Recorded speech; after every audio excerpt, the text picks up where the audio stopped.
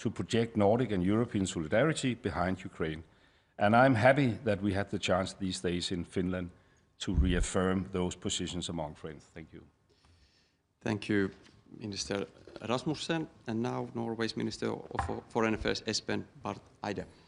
Well, Kitos, thank you very much to Elina and team for fantastic hospitality. It's a lovely place to meet, and it's been a really good meeting. And as has been said, Nordic cooperation has always been very important for us, very close, but never as much as now, both because we are all in NATO and also because the security surroundings, the situation in our part of the world is more dramatic than it has been for a lifetime. So it's really a good time to meet and to stay together. And we are thrilled to have Anita and have Canada here, also to discuss Arctic issues in addition to Ukraine and other security issues. I want to say that well, a little bit less than a year ago, we Nordics went to Iqaluit in Nunavut in North Canada and visited the Canadian Arctic, and we had some very good conversations there, which we have continued here.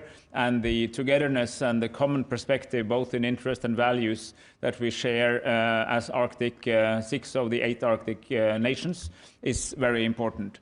So I'm very happy about that. On Ukraine, pressure must continue on Russia. The support must and will continue.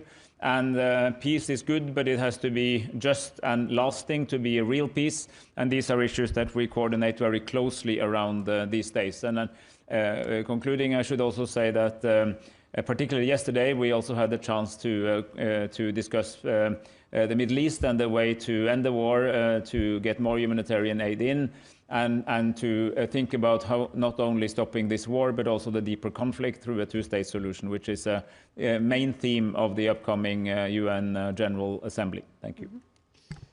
Thank you, Minister Barth Eide. Now we will hear from Iceland's Minister for Foreign Affairs, Þorgerður Katrín Gunnardóttir. Thank you. Thank you so much. And it is, of course, a pleasure to be here in Nuuksio. I think I pronounce it rightly, Nuuksio, with our dear Nordic family, but also our very close friend from Canada.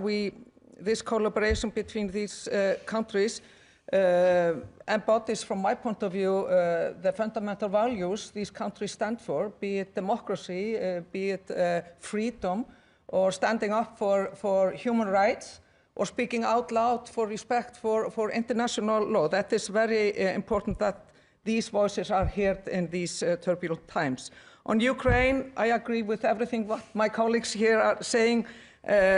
These countries here presented at this meeting, we have been among the strongest supporters of Ukraine.